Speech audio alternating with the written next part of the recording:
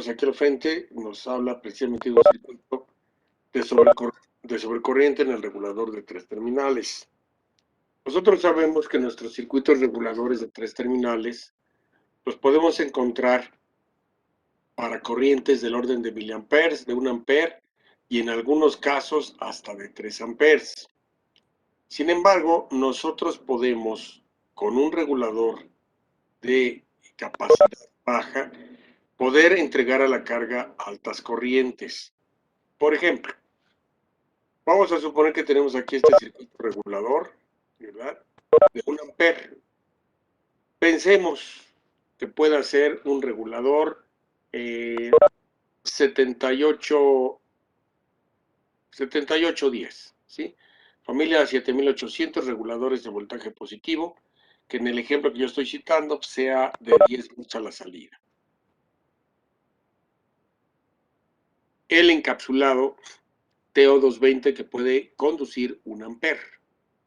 Bueno, pero la carga puede consumir desde miliamperes hasta probablemente unos 4 amperes, vamos a suponer. Entonces, ¿qué es lo que vamos a hacer? Vamos a añadirle un circuito que se llama interruptor de corriente para poder entregar la cantidad que requiere la carga por encima de la que puede conducir el regulador.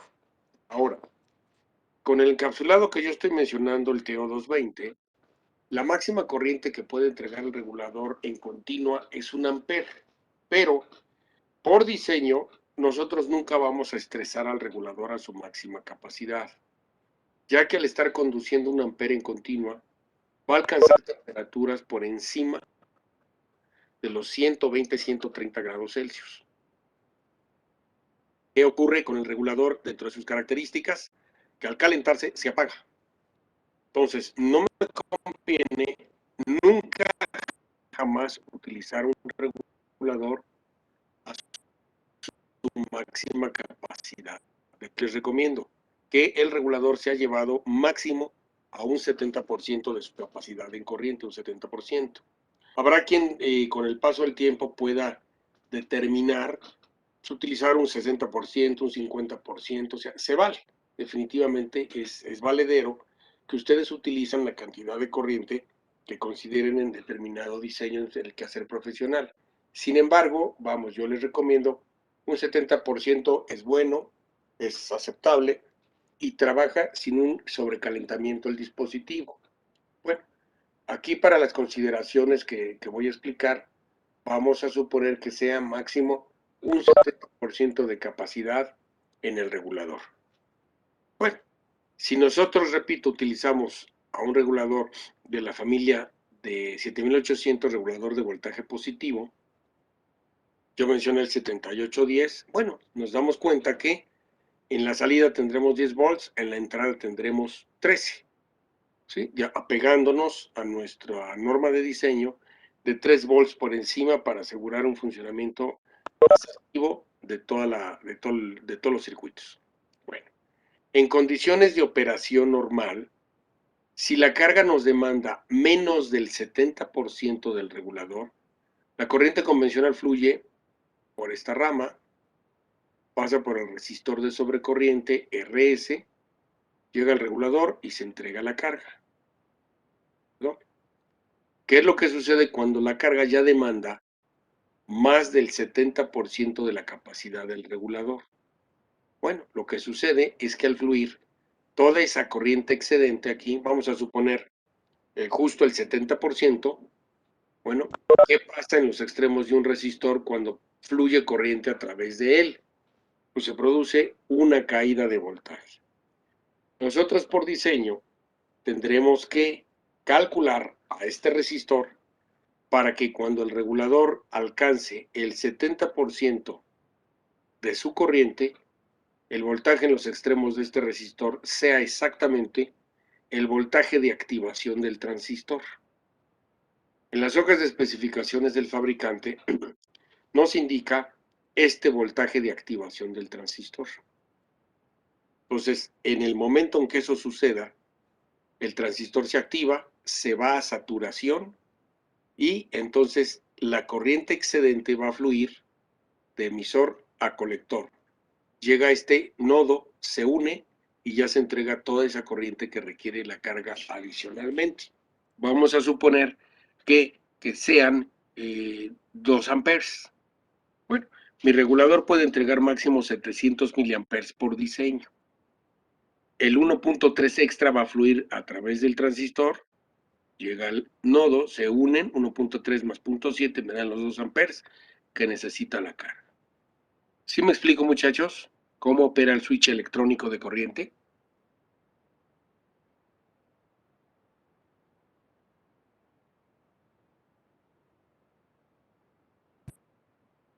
Bueno, quiero pensar que no hay duda.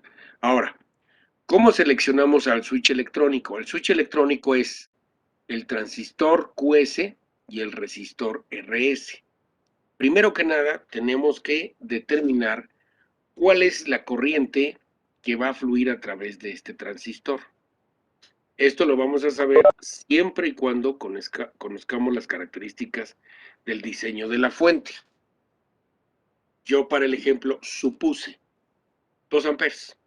Bueno, como sabemos que no vamos a estresar al circuito regulador, estamos conscientes que la corriente máxima que fluirá a través de él serán 700 miliamperes. Luego, entonces, para 2 amperes, pues me faltan 1.3 amperes. Entonces, mi primera búsqueda será transistores cuya corriente de colector sea 1.3 amperes. Esa es la primera búsqueda. Número 2, la potencia de disipación del transistor. Bueno, ¿cuánta potencia debe disipar el transistor? Bueno, pues aquí nos damos cuenta.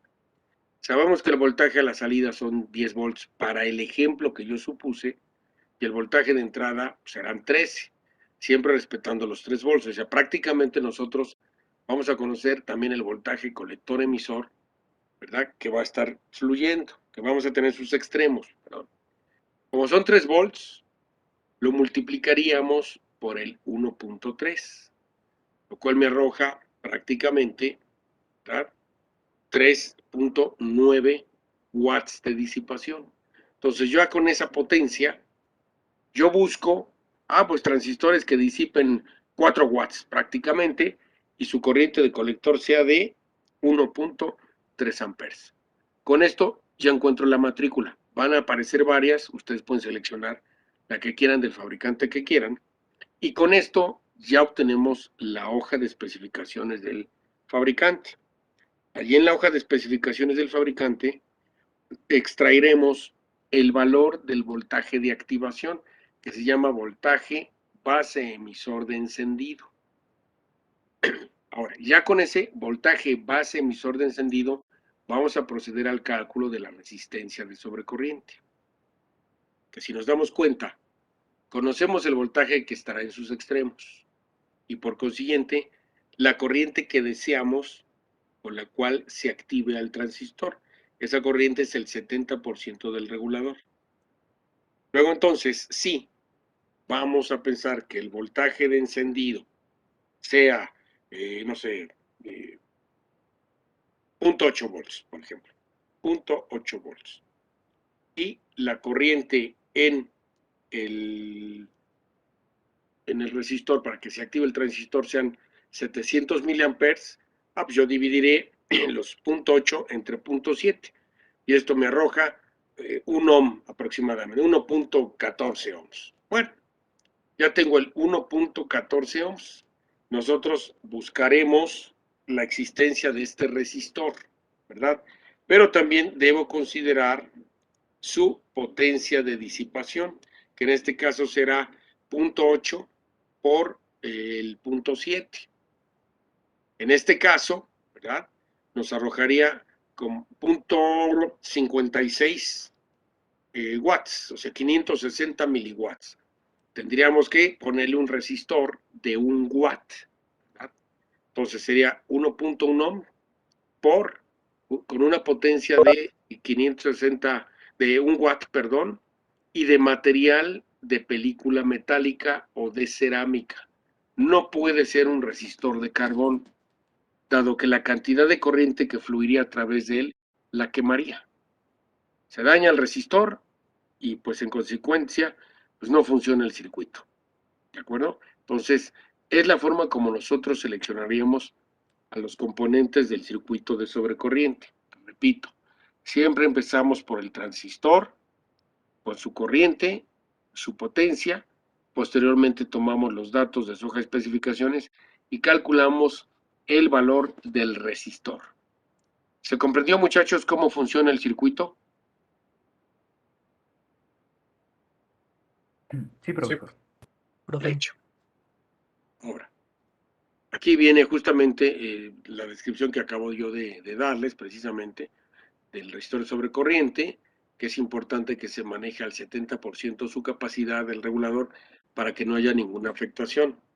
Vienen los criterios, ¿verdad?, para poder determinar al interruptor, que en este caso es el transistor de sobrecorriente, y posteriormente calcular con los datos el resistor del mismo. Por supuesto, ¿verdad?, nosotros aquí tenemos, ¿verdad?, el cálculo de la potencia, como yo lo dije hace un rato, es la corriente externa en el transistor por la diferencia potencial entre colector y emisor, que serán siempre prácticamente 3 volts. Bueno, con esto calculamos al resistor, que como lo mencionamos es el voltaje de encendido entre la corriente del regulador que nosotros vamos a diseñar. En este caso es el 70% de su capacidad máxima. Ya con esto calculamos su potencia del resistor, que repito es el voltaje de encendido por la corriente de activación. Esto normalmente nos arroja ya la potencia y determinamos que la resistencia al resistor sea de película metálica, ¿verdad?, o de cerámica en el peor de los casos. No habiendo preguntas, vamos a hacer un ejemplito del diseño de una fuente de alimentación. ¿Dudas hasta aquí, por favor? No, profesor. Ok. Nos están diciendo que para conectarse a la toma de 120 volts, nosotros necesitamos diseñar una fuente fija de voltaje positivo de 15 volts y que puede entregar hasta 3 amperes. Con esto, pues, calcula toda la fuente de alimentación. Vamos a partir por lo más básico, ¿verdad? Calcular la resistencia de carga. La resistencia de carga pues serán 15 entre 3, ¿verdad? Me arroja 5. Pero dijimos que de acuerdo al criterio de fuente de alimentación aprendido en mediciones, multiplicamos por 100 y nuestra resistencia de carga es de 500 ohms. Entonces, para nuestros cálculos, la resistencia de carga son 500 ohms. ¿De acuerdo? Número 2. ¿Okay? ¿Qué regulador? Bueno, pues, dado que nos están diciendo que el voltaje fijo a la salida lo quiero positivo, utilizamos a uno de la familia 7800. Para 15 volts es la matrícula 7815 y seleccionamos al fabricante Motorola. ¿Perdón? Ya, toda vez que lo tenemos, entonces tomamos los datos para los siguientes cálculos. El voltaje de entrada será 18, obviamente son 3 por encima. Su corriente en reposo, la quiescent current que viene en las hojas de especificación, son 3.5 miliamperes. Y la corriente máxima que puede conducir es 1 ampere. ¿Para qué? Para calcular el 70%, que en este caso serían 700 miliamperes. Bueno, ahora, con esto calculamos lo necesario para determinar la matrícula del transistor. Sabemos que el transistor va a conducir, ¿verdad?, la diferencia de 3 menos 700 miliamperes, que es el 70% del regulador, y nos arroja 2.3 amperes. ¿Hecho?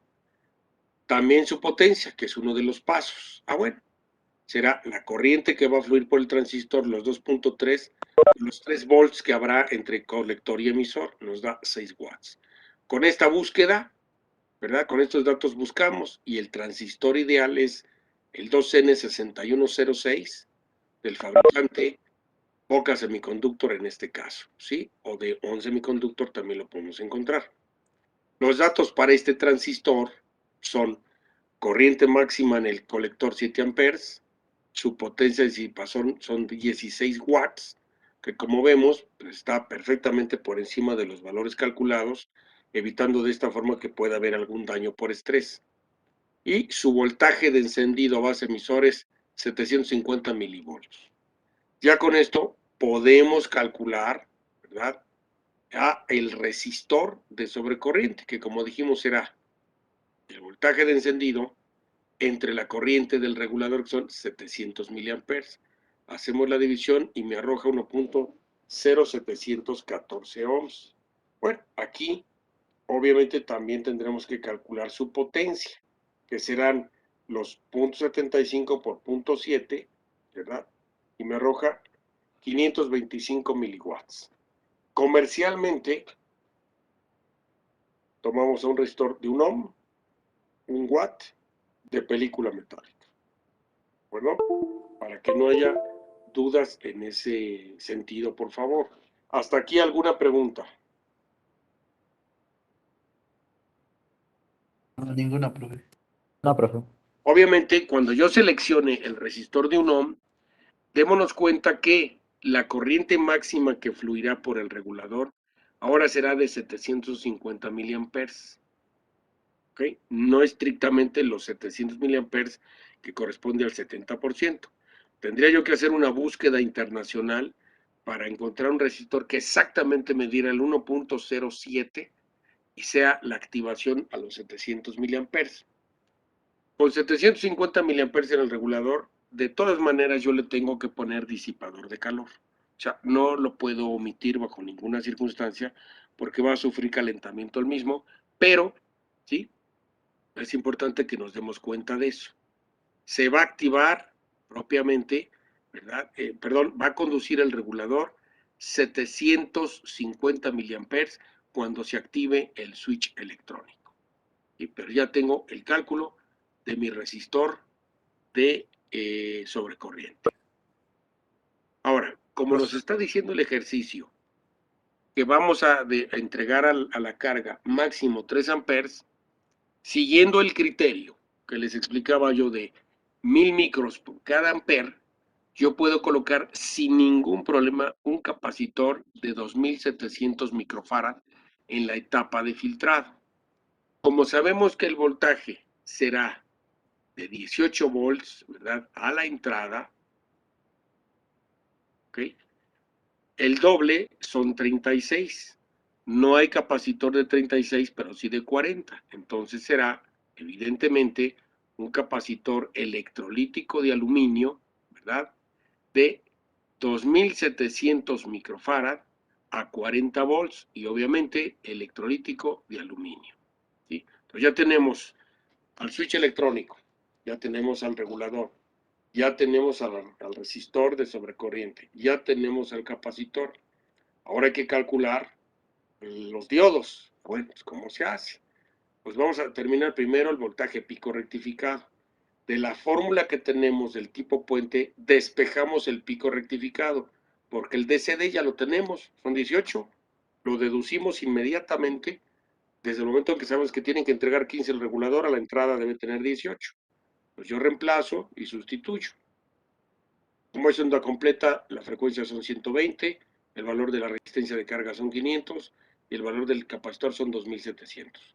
Y me arroja un voltaje pico rectificado de 18. ¿De acuerdo? ¿Cómo va a conducir una corriente 3 amperes? Busco diodos que conduzcan 3 amperes. Si lo selecciono de manera individual, encuentro a la familia 5400. Bueno, entonces aquí lo ponemos. 3 amperes, familia 5400 de 11 semiconductor. Con esto, obviamente obtenemos que su voltaje de forward es 1 volt. Y sabemos que para calcular el voltaje pico del secundario, tenemos una formulita por ahí. Nosotros, ese voltaje pico del secundario es el pico rectificado más 2 veces el de forward. Hacemos la suma y vemos que el voltaje pico del secundario tendrá que ser de 20 volts pico propiamente dicho. Ya con esto puedo establecer su potencia e irme hacia el primario para determinar el fusible, el calibre del cable, etc. Ya con esto, ¿verdad?, también calculamos el voltaje pico inverso para saber cuál de la familia es el diodo correspondiente. Calculamos el voltaje pico inverso y me arroja 12 volts. Sabemos que el que lo soporta sin dificultad hasta 50 es el 1N5400. Por tanto, seleccionamos a la matrícula de los diodos para el tipo puente, el 1N5400 de 11 semiconductor. Con esto nos vamos hacia atrás para calcular la corriente en el primario, que recordemos que es justamente la potencia del secundario entre el voltaje en el primario, en pico, ¿hecho? Entonces, hacemos el cálculo de la potencia, que son 60 watts. Luego entonces la corriente en el primario son 60 entre el 169 volts pico y nos arroja 354 miliamperes. Le añadimos el 20% para determinar el fusible y nos arroja 424 miliamperes. El valor comercial hacia arriba son 500 miliamperes. Por tanto, el tipo de fusible será fusión rápida de 500 miliamperes. Bueno, con esto, obviamente determinamos el calibre para fabricar al transformador, así como sus cables de interconexión, siendo para el primario calibre 26 y para el secundario calibre 16 para los 3 amperes. Con todo esto, ya dibujamos el circuito completo del diseño de nuestra fuente de alimentación. Vemos que tenemos fusible, 500 mA fusión rápida, relación de vueltas 1/8, un octavo, los diodos en el puente 1N5400 del fabricante de un semiconductor, capacitor electrolítico de aluminio de la etapa de filtrado 2700 microfarad, el switch electrónico construido con el transistor 2N6106, el resistor de 1 ohm a 1 watt, y tenemos al regulador 7815. Los capacitores acotados aquí en su entrada y salida se extraen de la hoja de especificaciones del regulador. El fabricante me indica que el de entrada debe ser de 330 nanofarad de tantalio y el de salida 1 microfarad de tantalio. De esta forma armamos la fuente, ¿sí? Y si nosotros medimos el voltaje a la salida, nos entregará 15 volts y puede ser capaz esta fuente de entregar desde 100 miliamperes hasta 3 amperes sin ninguna dificultad, colocando por supuesto siempre disipador de calor en el transistor y en el regulador de voltaje. ¿Alguna duda hasta aquí, muchachos?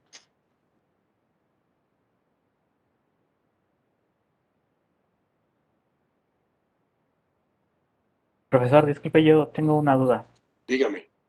Eh, bueno, es más que nada para que no se me haga más grande, porque, Ajá. bueno, con los ejercicios que he dejado de tarea, por ejemplo, a la hora de que yo busco diodos, me he encontrado luego con un problema que luego sí soportan las corrientes, pero el voltaje RM, me parece, no.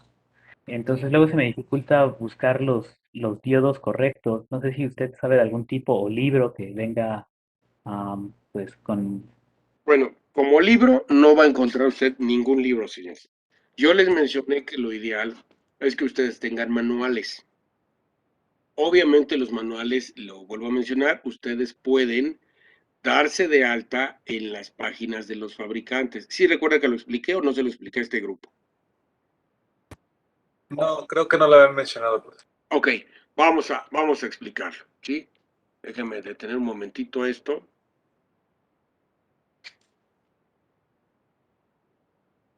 Lo ideal que tengan manuales. Por ejemplo, este es de 11 semiconductor.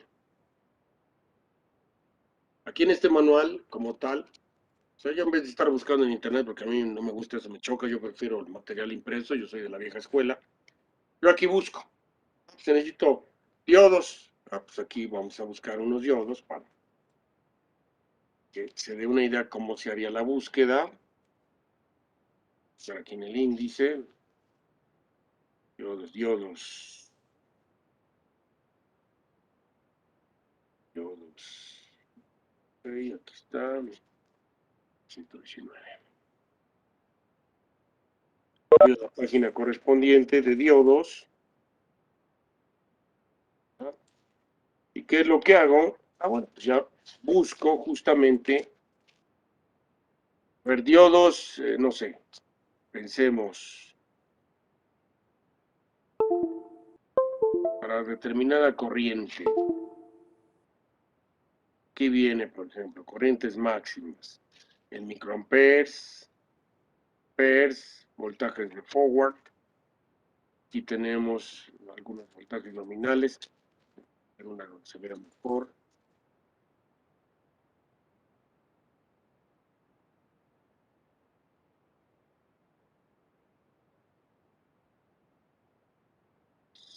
Rectifiers, aquí está.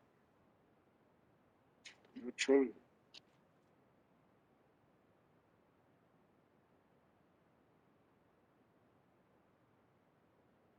Voy a rectificadores y, por ejemplo, este de aquí. Viene, la primera columna es el voltaje pico inverso.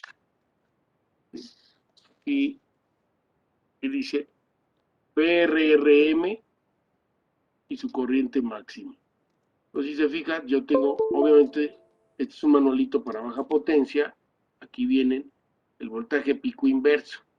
30, 30, 20, 40, 100. Entonces, yo en el manual directamente busco diodos rectificadores para un voltaje pico inverso y una corriente determinada.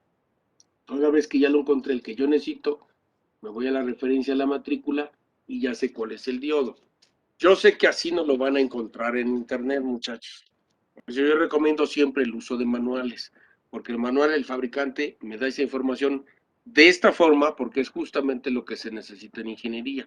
Yo sé que resulta complicado que usted esté buscando, híjole, ¿cuál? Para el pico inverso y ahora para la corriente. El manual ya me lo da en ese orden, precisamente para que yo pueda sin dificultad alguna buscarlo. Pues que para tal pico inverso de, no sé, 100 volts, pues una corriente de 1 amper, pues es la matrícula fulanita de tal. Ya me voy rapidísimo a la otra sección donde vienen los encapsulados, todo esto, y ya determiné a mi diodo rapidísimo, ¿sí? Yo, como vuelvo a mencionar, es importante que tengan manuales, muchachos. Máxime aquellos que se van a dedicar a diseñar. Porque si estarlo buscando en internet, yo entiendo que es un poco engorroso estarlo buscando, hay que estarle talachando, hay que estarle buscando, ¿sí? En ese sentido, para que encuentren la información. Pero como tal, un libro, no existe ningún libro en el que vengan estas cosas. Lo que sí hay son manuales, ¿sí? Y repito, manuales de los fabricantes. El manual del fabricante, ustedes lo pueden adquirir en la mayoría de los casos de forma gratuita. Algunos otros fabricantes venden el manual. ¿Cómo normalmente le van a hacer ustedes? Se van a registrar, por ejemplo, en la página de un semiconductor. Van a anotar, bueno, yo soy estudiante de ingeniería, estoy en el Politécnico, etcétera, etcétera. Mi número de boleta es uno de los requisitos que les piden para corroborar que estén activos. Y ya, pues, ¿qué necesitas? Pues necesito el catálogo universal de componentes que manejas, o el de diodos, o el de transistores, etcétera, y se los mandan vía correo, ¿sí? Si les preguntan, ¿lo quieres electrónico o lo quieres en paper? ¿Sí? Yo normalmente lo solicito así, a mí no me gusta estar buscando en internet nada, yo lo busco así, yo lo solicito de esta manera, y me es más cómodo estarlo buscando al momento de estar haciendo un diseño. Repito, la mayoría son gratuitos, algunos sí los venden. Por ejemplo, este otro. Este es un CD de precisamente Signetics, ¿sí? Signetics Thomson. Es de puros componentes electrónicos también. Vienen aquí más de 10, 20,000 hojas de especificaciones de componentes fabricados por ellos, ¿verdad? Ya en formato de CD. ¿Sí? Usted lo mete en su computadora y es el equivalente de este manualito, pero de Signetics, en donde vienen anotados en la secuencia, como les estoy diciendo, la información. ¿Sí? Estos, repito, son CDs que también mandan los fabricantes a la gente que se dedica a diseñar. Lo pueden hacer para darse de alta con Motorola, con Texas Instruments, con Microchip, con el que quieran.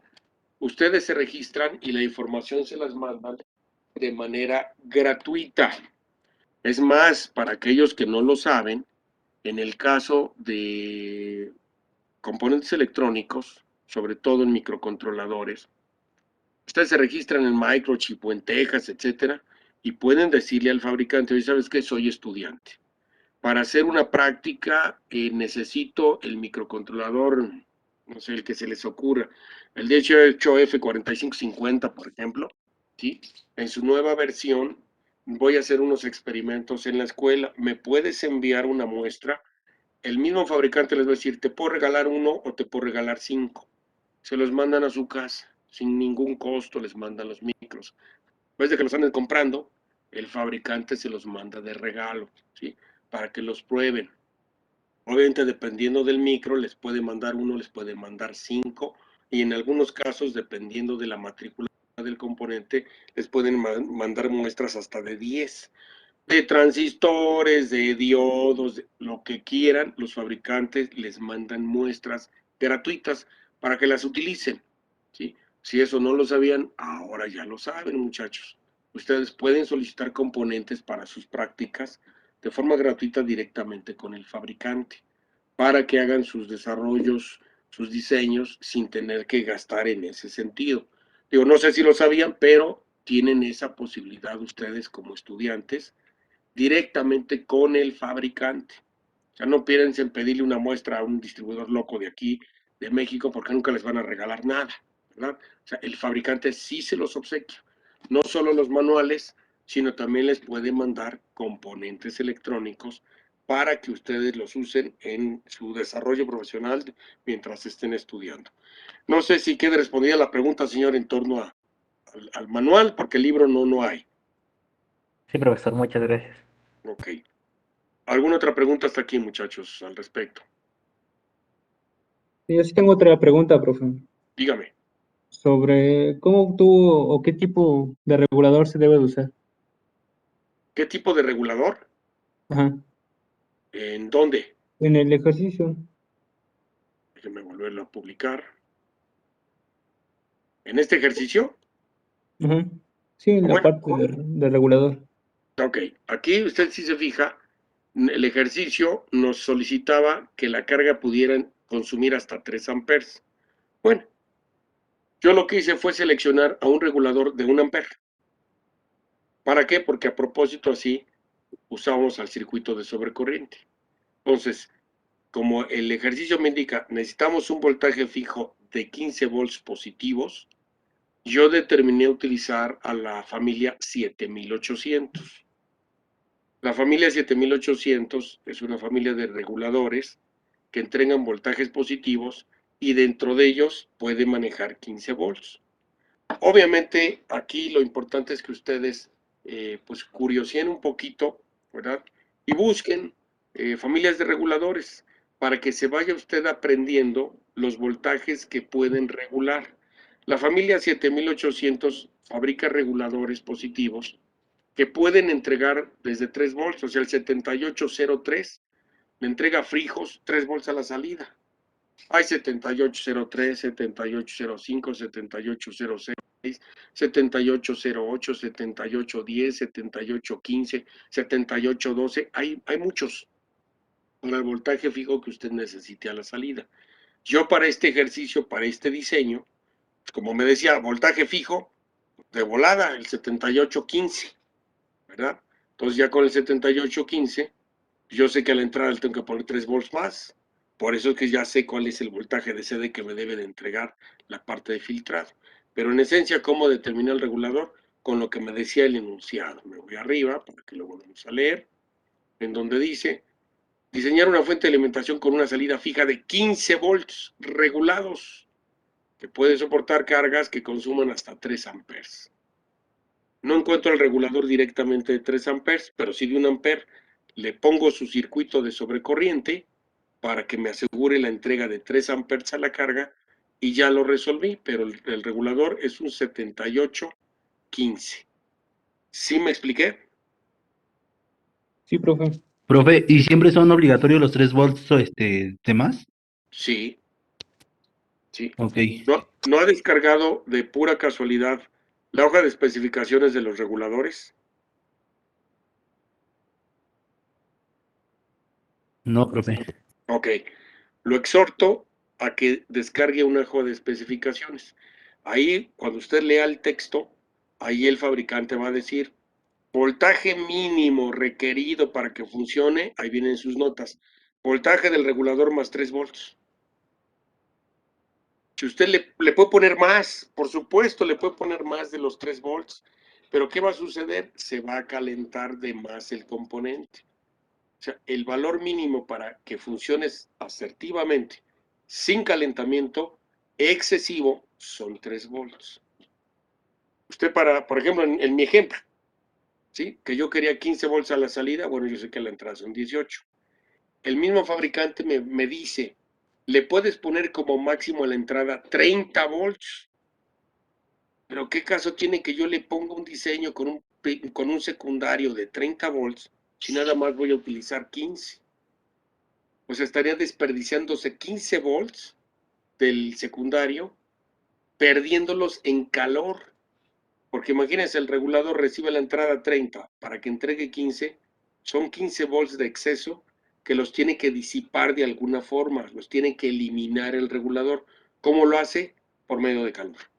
Y obviamente tener un componente que esté trabajando con una diferencia tan grande de voltaje en sus extremos, pues genera un calor endiablado. Imagínense en el transistor también. O sea, tendría 15 a la salida y 30 a la entrada. Son 15 volts entre colector y emisor. Si esos 15 los multiplicamos por los 2.7, ¿verdad? Es que tiene que conducir, ya sería un transistor de 40 watts. Imagínense nada más. O sea, lo que tiene que estar disipando el transistor, 40 watts, cuando en el cálculo me arrojó, ¿verdad? Aquí lo vamos a ver, ¿dónde quedó? 6 watts me parece. ¿Sí? Cuando buscamos el transistor, ¿sí? 6 watts. Debe disipar 6. Si yo le pongo un voltaje excedente, pues serían 40 watts. Imagínense el tamaño del transistor, el disipador de calor, todo se encarece económicamente la fuente y por supuesto tengo un calentamiento excesivo de la misma. Entonces, bajo ese esquema, es mi recomendación. Póngale usted siempre 3 volts por encima a la entrada del regulador para que le funcione óptimamente y de esta manera usted optimiza recursos económicos y por supuesto abate el problema del calentamiento en todo el equipo. Pero Ok. de esta manera usted lo compensa. ¿Sí me expliqué, señor? Sí, profe, sí, sí, sí, claro. Perfecto. ¿Alguna otra duda del diseño, muchachos, por favor? Yo, profesor. Dígame. Tengo dos. El circuito de sobrecorriente solo se utiliza para, para fuentes que requieran más corriente de lo que nuestro regulador provee, ¿verdad? Sí, sí. No es una barrera, no es como una barrera de entrada, no es como una barrera de voltaje ni de tensión. O sea, no se No. utiliza con ese fin. No, para nada. O sea, Bueno, la finalidad de este circuito es proporcional a la carga, la corriente que necesite sin que dañe yo al regulador. Yo ahorita supuse 3 amperes, pero igual pude haber puesto en el ejercicio que la carga demande 5 amperes. Imagínense nada más. Obviamente es otro tipo de ¿cómo se llama? De puente rectificador, perdón. Ya el capacitor no sería de 2700 micros, ya sería de 4700 micros, ¿verdad? El transistor evidentemente también sería de mayor potencia y yo puedo seguir usando el regulador 7815. Lo utilizaría nada más hasta 700 miliamperes, pero todos los demás componentes serían de mayor potencia. Obviamente un capacitor de 4700 es más caro que uno de 2700. Un transistor para ya hablar de 5 amperes, bueno, ya es un encapsulado más grande, evidentemente es un costo más elevado, el puente rectificador ya para 5 amperes es más caro, requiere disipador de calor el puente rectificador, o sea, voy encareciendo más. El transformador, ¿sí? Si de por sí para 3 amperes me puede costar, por decir, 150 pesos el transformador, para 5 amperes se me puede ir a 300 pesos el transformador y todo va subiendo, todo va subiendo. Entonces, en ese sentido, nosotros vamos a seleccionar las cosas lo más cercano a los valores correctos, pero sí podemos, bajo ninguna circunstancia, siempre colocar un switch de corriente para que mi carga esté trabajando sin ningún problema, aunque el regulador solo sea de 700 miliamperes por diseño, ¿sí? Porque no me conviene estresarlo, ya que por calentamiento el regulador con 1 amper se apaga. ¿De acuerdo? Sí, profesor. Y bueno, otra pregunta. Dígame. En la resistencia de sobrecorriente, en el cálculo le sale 1.070 y tantos, ¿no? Ujú. Pero en otros dispositivos de los elementos que hemos calculado, utilizamos el mayor más cercano, ¿no? Ujú. Para la resistencia no es necesario. ¿Qué es lo que sucede? Aquí yo puse, vamos a decir, puse el valor comercial de 1 ohm. Si recalculamos con 1 ohm, ¿qué es lo que vamos a obtener? Nosotros determinamos que el voltaje de encendido de nuestro transistor, de acuerdo a sus hojas de especificaciones, era de 0.75. Vamos a regresarnos para corroborarlo.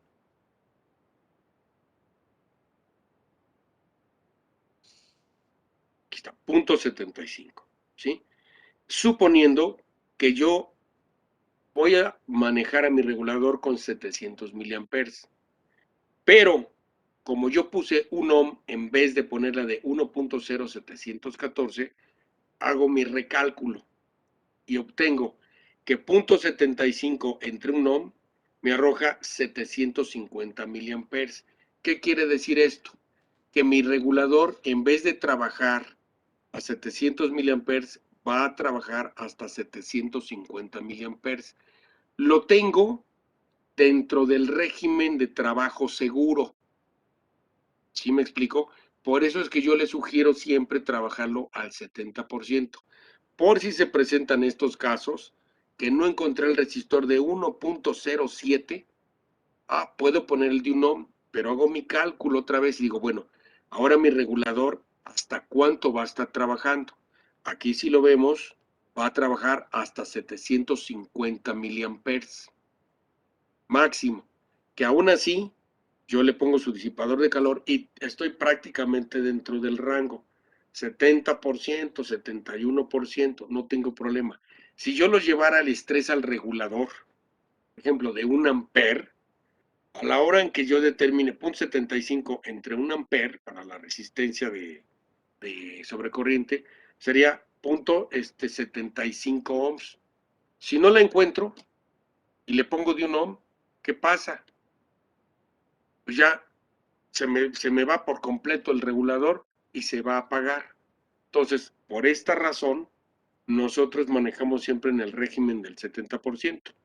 Y repito, recalculando, como obtuve 1.07, no la encontré comercial, pongo la de 1 ohm, pero yo sé, digo, aquí no lo anoté, pero qué bueno que usted lo pregunta.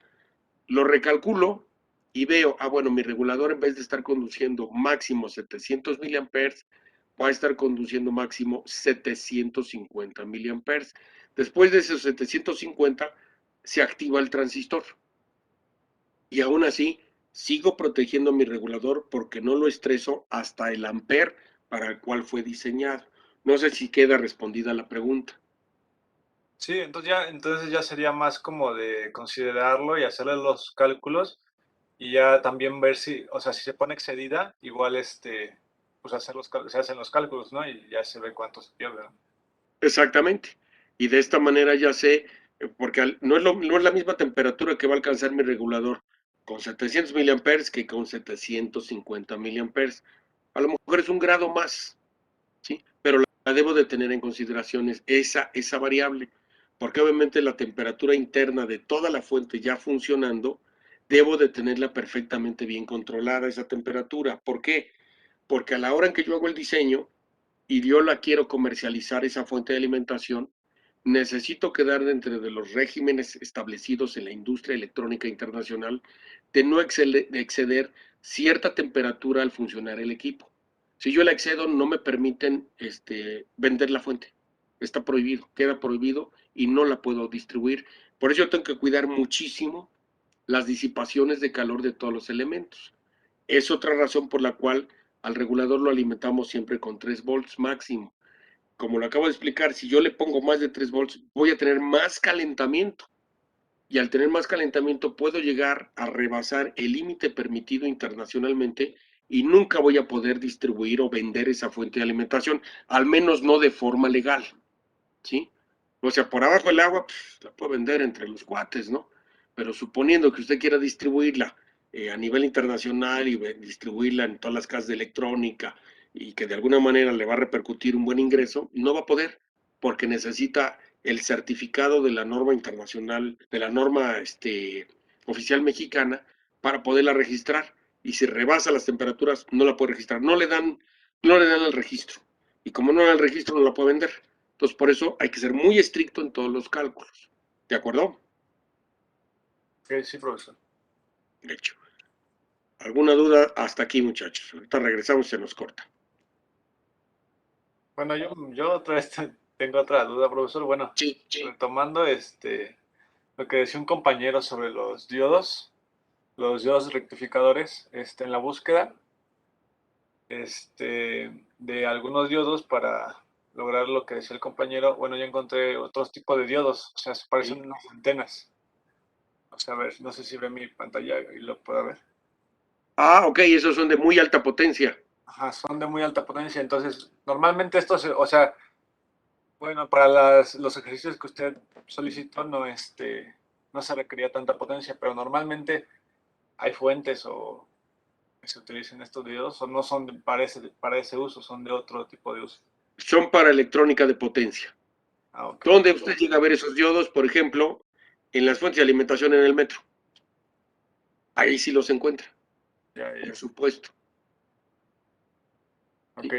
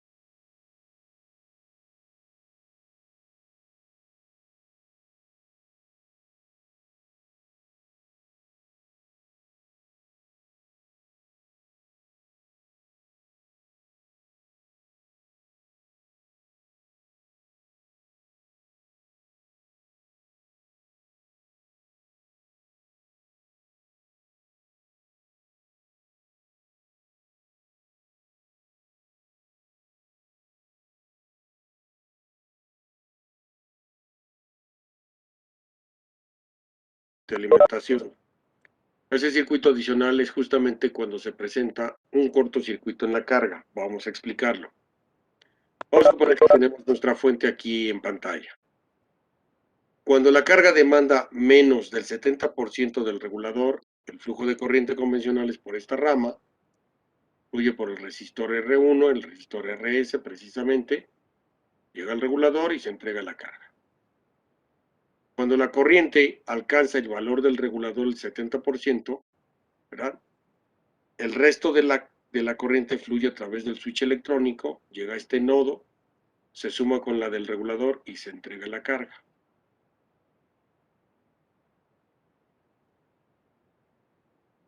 O sea que fuere. Que la terminal de salida del regulador se conecta a tierra. En automático, el circuito integrado regulador se apaga. Pero el colector del switch queda conectado a tierra. En ese momento nos damos cuenta que el voltaje entre colector y emisor ya no fueron 3 volts, ya son, para nuestro ejemplo, 18 volts. Como yo hice el cálculo, ¿verdad? Para 3 volts, obviamente ya tengo un incremento considerable de potencia porque la corriente que fluye a través de todo el transistor ya no son, para mi ejemplo, 2.3, ya son 3 amperes completitos, más todo el voltaje lleva un calentamiento excesivo el transistor, se pone en corto y se truena. Al ponerse en corto el transistor, forzo también al puente y con algún pico de señal rebasa los 3 amperes y se truena el puente. Y ya sucediendo esto, pues se vuela el fusible. Y ya se dañaron varias cosas. ¿Qué es lo que vamos a hacer? Añadir un circuito extra para proteger a mi transistor de sobrecorriente, evitando que se queme alguna otra cosa, inclusive el fusible. ¿Cómo lo vamos a hacer? Bueno, este circuito se llama protección contra cortos a la salida y se añade otro switch electrónico formado por el transistor de protección QP y al resistor de activación RP. ¿Cómo funciona? Para condiciones iniciales, cuando la corriente es menor a la del regulador, fluye por RS, llega al regulador y se entrega la carga. Cuando la corriente rebasa la del regulador, se activa QS. Entonces, la corriente que fluye por el regulador más la que fluye a través de RP y QS, llega a este nodo, se suman y ya es la excedente que puede manejar la carga. Pero ¿qué sucede si hay un cortocircuito?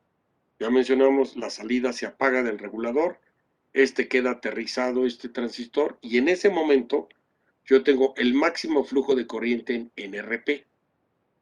Yo voy a calcular RP para que cuando sea en la máxima corriente sea la activación del transistor de protección.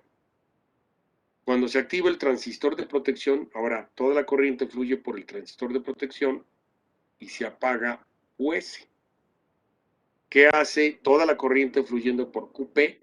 Se entrega al regulador, ¿verdad? Y se descarga a través de tierra sin dañar al regulador. Pero el que va a disipar todo el calor ahora es QP. Una vez que está fluyendo toda la corriente por QP, sin problemas, se disipa en calor y ya no me daña al puente rectificador. Al no haber daño en el puente rectificador, no se truena el fusible. Y yo puedo dejar a la fuente en corto días, no pasa nada. ¿Sí? Va a estar apagado el regulador, el transistor QS y solo se calienta QP. Ya si le quito el corto, todo regresa a la normalidad y vuelve a funcionar sin ningún problema. ¿Cómo calculo al nuevo switch electrónico? Muy fácil. Obviamente sabemos que a través de él va a fluir toda la corriente en la fuente. Para nuestro ejemplo anterior serían 3 amperes. Entonces yo hago la búsqueda, corriente de colector de 3 amperes para el transistor. Y me doy cuenta, ¿cuál va a ser ahora su potencia de disipación? No van a ser los 3 volts de aquí, ¿sí? ¿Cuál será el voltaje en sus extremos? Pues si nos damos cuenta, en el emisor tendremos los 18 volts, por ejemplo, y a la salida que tendremos, pues 0. Entonces son 18 volts emisor colector por 3 amperes, me arroja la potencia de disipación de este transistor, que es por demás mucho más elevada que la de QS. Ya que encuentro a ese transistor, su matrícula, igualmente de sus hojas de especificaciones, determino cuál es su voltaje de encendido y de esta manera calculo el resistor de protección RP. Aquí, si lo vemos en la siguiente ecuación, el voltaje base emisor de encendido para el transistor QS ya me involucra al voltaje en RP, porque si lo vemos por análisis de circuitos de mallas, bueno, tengo una corriente fluyendo para acá y otra para acá, pero entonces se restan, ¿sí? Esto es por teoría de los circuitos. Pero fuera de eso, lo demás se calcula exactamente igual, ¿verdad? El resistor RP, como lo vemos, es el voltaje base emisor de encendido del transistor P entre la corriente máxima de la fuente de alimentación. Ahora, vamos a suponer para nuestro ejercicio, pues estamos hablando que el voltaje aquí, digo, se me ocurre pensar que pudiera ser, ¿qué les gusta? 1.2 volts, ¿verdad? Entre la corriente máxima, que serían 3 amperes, me arrojaría un resistor de 0.4 ohms, ¿sí? Que es totalmente diferente a RS. 0.4 ohms. ¿Y cuál es, perdón, su potencia de disipación? Bueno, estamos hablando que serían, yo supuse, 1.2 volts voltaje de encendido por 3 amperes. Esto me arroja 3.6 watts. O sea, es un resistor de 4 watts. Comparado con el de 1 watt de RS, este es mucho mayor potente. Obviamente, de película metálica o de cerámica. ¿Sí? Precisamente por las condiciones en las que va a trabajar cuando se pueda presentar el cortocircuito. ¿Sí me expliqué, muchachos? Sí, bro. Sí, profesor. Perfecto. ¿Preguntas hasta aquí?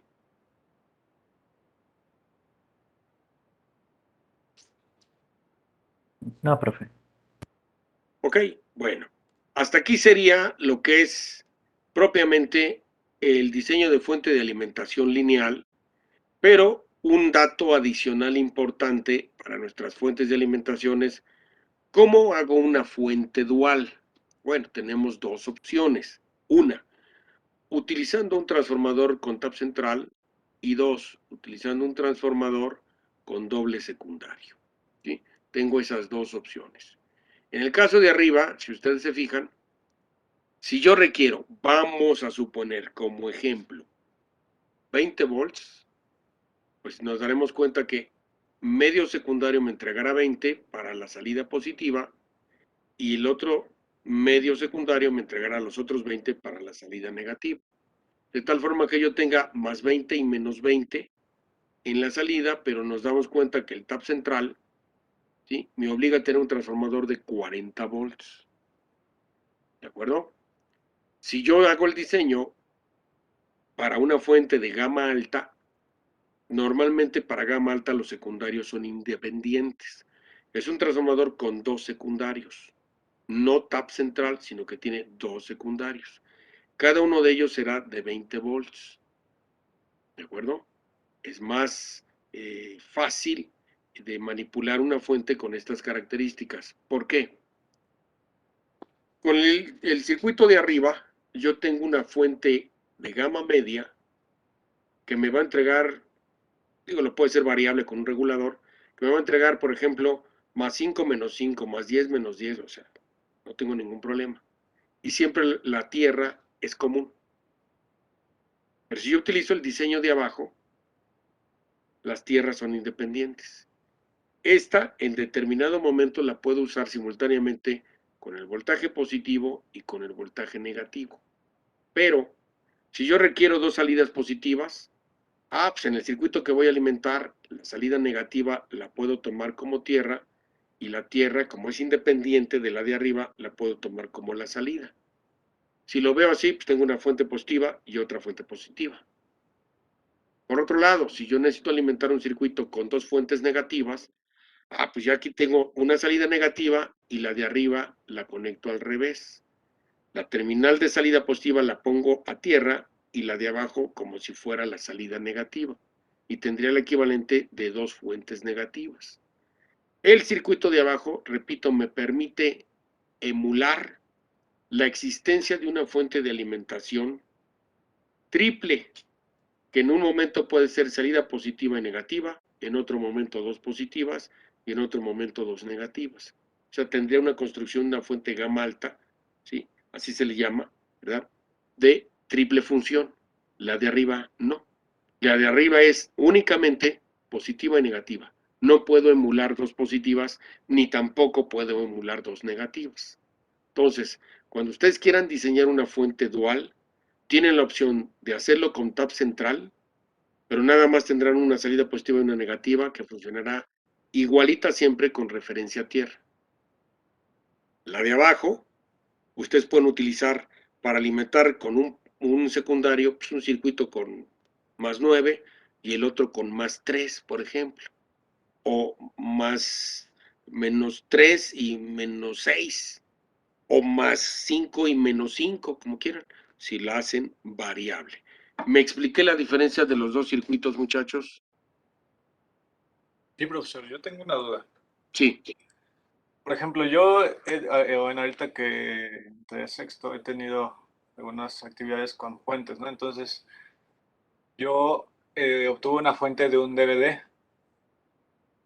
Entonces, obviamente, pues me estuve haciendo algunas pruebas y cuando se conectan, o sea, dos dispositivos, pues hay pérdida de tensión, ¿no? Claro. Entonces, lo recomendable es desde el puente de diodos antes del sistema de filtrado y después del transformador, colocar otro puente de diodos para tener otra salida sin alterar Sí. la tensión en mis primarios ya que están en la fuente. Bueno, aquí hay un detalle. Si usted tomó la fuente de alimentación de un DVD, es una fuente de alimentación conmutada, no es una fuente lineal. La fuente de alimentación conmutada no utiliza regulador de voltaje, utiliza una realimentación sobre el circuito oscilador. Aquí es más complicado, ¿sí? Si aún no tiene la suficiente experiencia, hacer modificaciones como las que usted necesita, ¿sí? Yo le recomendaría mejor que hiciera una fuente lineal, porque en el caso de la fuente conmutada no es así de, le pongo otro secundario, le pongo otro puente rectificador y ya obtengo la señal. No, no es así, porque normalmente lleva el control una realimentación sobre la salida final de la fuente de alimentación. Entonces, bajo ese concepto, repito, si no tiene la suficiente experiencia manipulando circuitos, le va a costar más trabajo. Entonces, ¿qué es lo que está sucediendo? Efectivamente, como usted le está poniendo una doble carga, vamos a decirlo así, la fuente se protege y se apaga. Eso es lo que usted debe de notar, que se apaga la fuente, se cae el voltaje, literalmente, ¿sí? Por las protecciones de la fuente conmutada. O sea, eso es normal. En este caso, digo, usted la pudiera usar la fuente conmutada para digamos, una sola carga, por así decirlo. Pero si ya quiere alimentar más cargas, se le va a apagar. No porque tenga un defecto la fuente, no. Es parte de las seguridades de la fuente conmutada. Detecta ahí una sobredemanda. Precisamente las retroalimentaciones en la fuente conmutada lo que hacen es protegerla, se apaga el oscilador y ya no le entrega ningún voltaje a la salida. Entonces, si usted necesita, yo repito, hacer experimentos, la recomendación es que tenga usted una fuente lineal y precisamente es el punto al que voy en este momento. Ahorita que nosotros ya entendemos el concepto de la fuente lineal, mañana les voy a asignar precisamente el diseño de una fuente de alimentación para laboratorio, que corresponde a su primer departamental, precisamente. Esta fuente de alimentación es dual. Y estoy explicando esto en este momento porque ustedes decidirán si la hacen con tap central o la hacen con doble secundario. Eso ya es decisión de cada uno de ustedes, ¿de acuerdo? Pero esa fuente que ustedes van a diseñar como para primer departamental es una fuente que les va a servir para todas sus materias y más allá de la carrera, precisamente, porque cuando tengan ustedes que hacer experimentos y alimentar cargas o circuitos que estén diseñando, esta fuente que van a diseñar les va a servir. ¿Me explico? No sé si que le respondí a la pregunta de primeramente la duda que tenía con su fuente conmutada. Sí, profesor. Muchas gracias. Ok, entonces lo que ya nos compete ya terminando este tema es hacer el diseño de una fuente de alimentación lineal, ¿verdad? Para su laboratorio personal. Porque yo estoy consciente, van a necesitar alimentar diferentes circuitos, no solo en la carrera, sino a lo mejor experimentos que ustedes hagan, ¿sí? O que quieran desarrollar algunas pruebas adicionales, lo que necesitan una fuente de alimentación de buenas características y ustedes la van a diseñar. Justamente es el propósito de esta materia, que ustedes diseñen circuitos, están aprendiendo a diseñar para cualquier diseño de fuente de alimentación, pero este primer proyecto a ustedes les permite construir su fuente de alimentación de laboratorio de banco, que se le llama fuente de alimentación de banco, para su laboratorio personal y que la van a utilizar, yo sé que la van a utilizar, ¿sí? No solo para este semestre, sino para siguientes materias más adelante, requieren fuentes de alimentación y en vez de que estén sufriendo tal cual, ay, que me presten una en el laboratorio y a ver si sirve, ¿sí? A ver si le calibro a 3 y de repente da 8, me quema el circuito. ¿Qué pasa? Digo, yo lo he visto, ¿no? Entonces, para evitar que suceda, ustedes diseñen su propia fuente y la tengan para sus propios experimentos. ¿Sí me expliqué, muchachos? Sí, profe. Hecho. ¿Alguna pregunta de la configuración?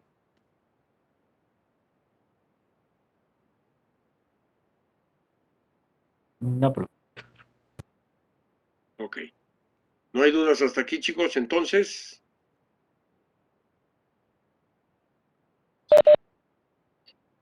Ok, perfecto. Bueno, voy a aprovechar. Voy a tomar asistencia, muchachos, de una vez. Vamos a tomar asistencia. Día 30, ya se acabó el mes, muchachos. Jesús. Presente. Gracias. Manuel Alba. Presente. Gracias. Saúl.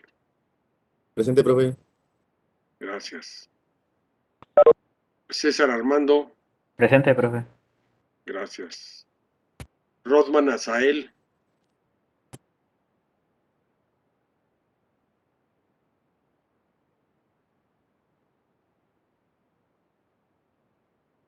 Lo veo, muchachos. ¿Qué saben de él? Creo que era el compañero que iba a tomar la clase en la siguiente hora, profe. Perdón, no le escuché. Creo que era el compañero que iba a tomar la clase a la siguiente hora, que le había comentado. Ah, ok. Bueno, pues, si no me Ándale. avisa más tarde, pues está muerto el chavo, caray. Ok. Bueno, Ángel Galván. Presente. Gracias, ya lo vi aquí. Jonathan Ulises. Presente. Gracias. Samantha Janet. Presente. Gracias. Uriel. Presente. Gracias. Oscar Enrique. Presente, profe. Gracias, señor. Luis Omar. Presente, profesor. Muy amable, señor. Beckett Inamik. Presente, profesor. Gracias. Montserrat Alejandra. Presente, profe. Gracias, ya la vi, señorita. Diego Luna. Profesor. Gracias. Daniel Martínez. Presente, profesor. Jonathan Efraín. Presente. Gracias. Salvador Alejandro. Presente, profe.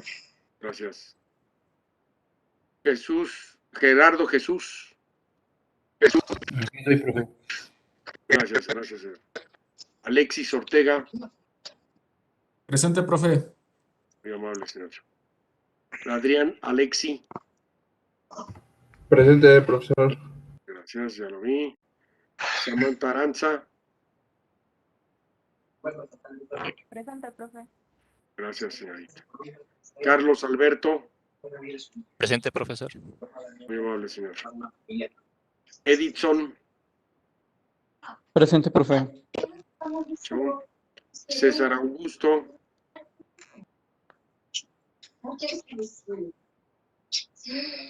Gracias. Juan Carlos. Presente, profesor. Paola. Muy amable, señorita. Hugo Alberto.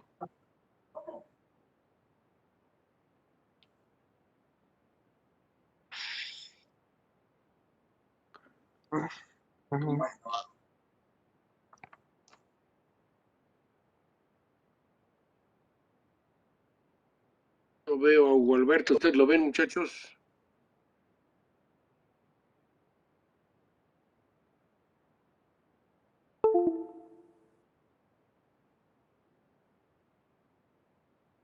Veo.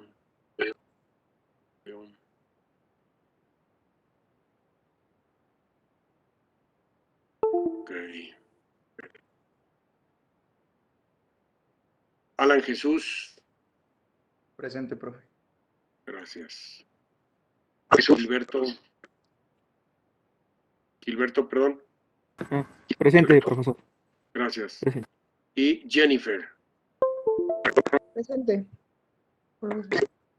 Perfecto. Preguntas hasta aquí, muchachos.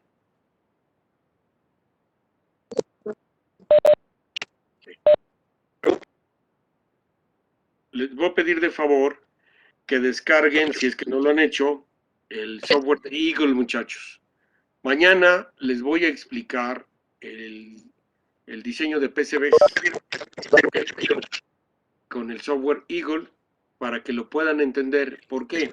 Porque ahora que les asigne yo el primer departamental que diseñé de la oferta de educación, necesito que diseñen, por supuesto, el PCB. ¿Cuál? El software Eagle, lo voy a poner aquí en el chat. Para que lo vean en el chat. Que lo vean ustedes.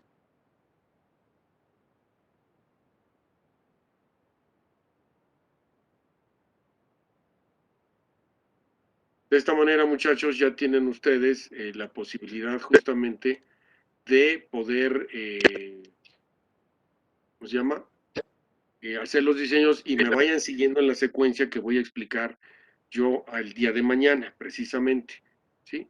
Para que tengan las normas básicas de diseño de los PCBs y puedan hacer justamente la tarjeta para su fuente de alimentación que van a diseñar. ¿De acuerdo, muchachos? Sí, profe. Vale, profe. Hecho. Entonces, mañana vemos lo que es diseño del PCB con el Eagle. Les voy a mandar un circuitito al Classroom, que es un circuitito sencillo con un transistor, para con ese circuito explicarles cómo hacer el diseño en el Eagle. ¿De acuerdo? De esta manera, ustedes ya se familiarizarán, tendrán la oportunidad de hacer experimentos con el software para diseñar los circuitos venideros que van ustedes a desarrollar pues durante el semestre y más allá. ¿De acuerdo? ¿Preguntas hasta aquí? Ok. Bueno, siendo así, chicos, los dejo precisamente para que se vayan tranquilos y nos vemos el día de mañana, por favor, si no hay alguna dudita adicional en este momento. Sí, profe, hasta luego. Gracias. Vale, profe. Hasta luego, profesor. Ok, los veo mañana entonces, muchachos. Hasta luego, profesor. Cuídense.